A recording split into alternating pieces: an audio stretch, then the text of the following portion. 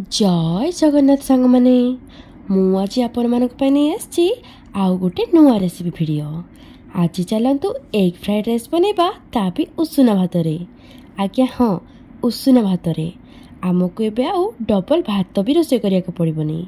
आउ अरुआ खाइले भी पेट भी खराब हुए तो एबे देह भी खराब होबा नहीं।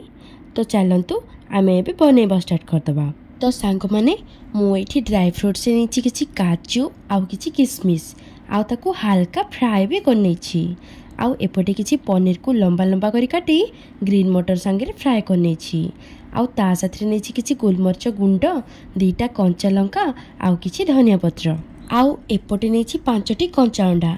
आपण माने जेतिके क्वांटिटी रो बनेबे सेई अनुसार अंडार क्वांटिटी कम किंबा बेसी करि परिबे।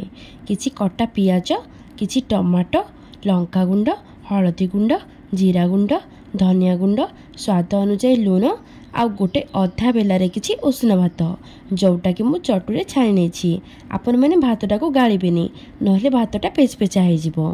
एबे बसिला कड़ेई पड़िला हल्का टिके रिफाइंड ऑयल ता ऊपर किछि बटर भरसुंग पत्र आउ पियाज को एबे टिके हल्का सिजिबा जाय भाज ता ऊपर पड़िला टमाटो स्वाद अनुसार लूण।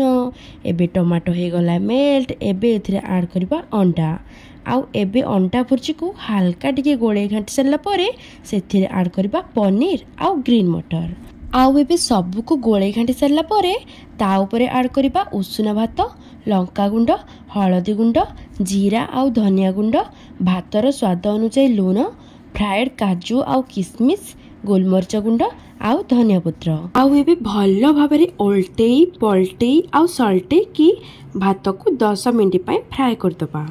ता भीतर चलंतु रायता भी बनै दबा। किछि दही को फेंटी सेथिरे किछि पानी ऐड करी किछि कंचा लंका काकुड़ी पियाज जीरा गुंड स्वाद अनुसार लूण संगरे धनिया पत्र टिके पकेई गोड़े घांटी सारला परे हमर रेडी हे गला रायता आउ हमर एठी एग फ्राइड राइस भी रेडी हे गला।